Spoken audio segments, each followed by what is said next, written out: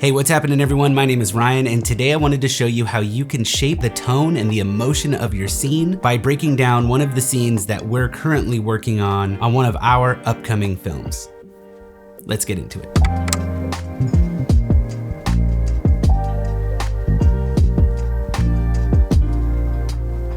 If you've been following the channel for a little while, you've probably seen a few of the images that we've taken already for our new and upcoming short film, Run. Now, if you haven't seen these before and you're interested in seeing more, wow, that rhymed. If you're interested in seeing more about this, we actually shot a trailer last year that you could view here on the channel. So if you're interested in seeing that, I'll leave a link in the description down below. So for the scene that I'm gonna break down for you today, we actually haven't shot this scene yet, but we're gearing up to film this scene very soon. And what I like to do, if I can help it, is to shoot a few test scenes to make sure that I am creating the emotion that I want for the scene. Now, this scene in particular is kind of important because it's going to set the tone for the film as a whole. It's also gonna be a one shot, so the actor's gonna be playing out the entire scene without any cuts to try and drive this emotion even further. Now, I don't get to do this a lot with all of my films and even for every scene, but in this case, I had a little bit of time late at night to set up some lighting and test some things out to see if I can achieve what I'm looking for. So I thought I'd set up a video camera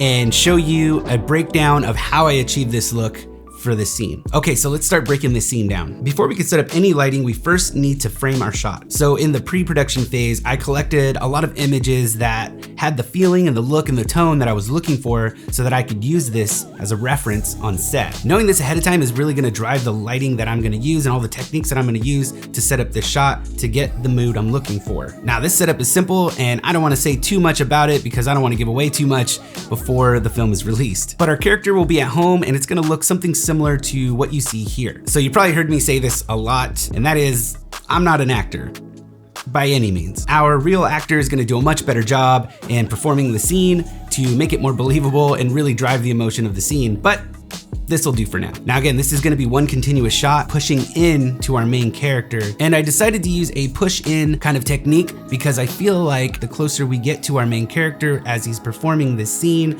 the more we're gonna feel the emotion and the intensity of the emotion of the performance. Now, this will most likely be a dolly shot, but for the sake of this video and because I'm filming by myself, I decided to put the camera on sticks and just create my push in movement in post. Okay, so now that we have our shot, we can finally start lighting the scene and shaping the emotion and the tone within our shot. To better understand why I opted for this look in particular, we first have to talk about lighting. Light is one of the most important elements of visual storytelling, and it can be a huge impact on the mood and the atmosphere of a scene. For example, if you're shooting a horror film and a romantic comedy, they're both gonna have very different looks and be lit very differently to create a different style of mood or emotion for the film. So knowing how to light your scene is gonna allow you the opportunity to create the right emotional tone and to connect with your audience on a deeper level. So these are all the things that I'm thinking about on set when I'm lighting a scene and developing the look. And again, for this particular scene, we're going for more of a dramatic moment. And because I now know the tone and the emotion that I want to convey, it's now time to shape the scene. First, I started with the fill light that I set to 5600 Kelvin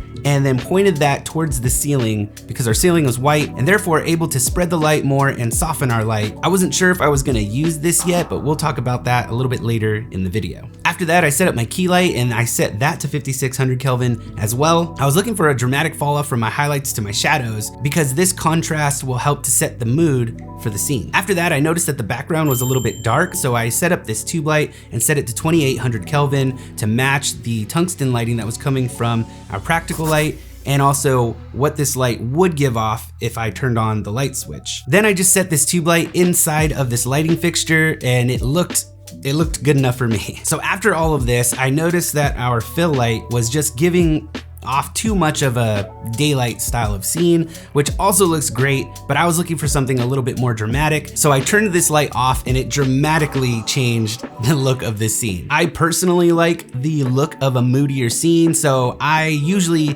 tend to not use any fill lights at all and just create this dramatic contrast between my highlights and my shadows. Again, this is just a personal preference of mine. Let me know what you think in the comments down below. Which one of these scenes do you prefer? And of course, I added just a little bit of haze. And again, this This is just a stylistic choice. You absolutely don't need this step and it'll look great without it. However, this is just something that I like to do for most of my indoor scenes. Okay, and with that, here is the final breakdown of this entire scene so that we could see how each element is shaping the tone of our scene. We'll start with just the fill light, our key light, then our fractal light, our tube light, then let's take away our fill light and then add in our haze for the final look. There really isn't a perfect formula for shaping a scene like this, or any scene for that matter. It's really up to you to set the tone for your film and how you want to get that look using whatever techniques that you have available to you. So I just want to encourage you to take these techniques, try them out for yourself, and see what works best for you. Well, that's gonna do it for me, you guys. Thank you so much for joining me on this tutorial. If you like this video or you learned something, please click the like button down below. Consider subscribing if you haven't already, and I'll catch you in the next one.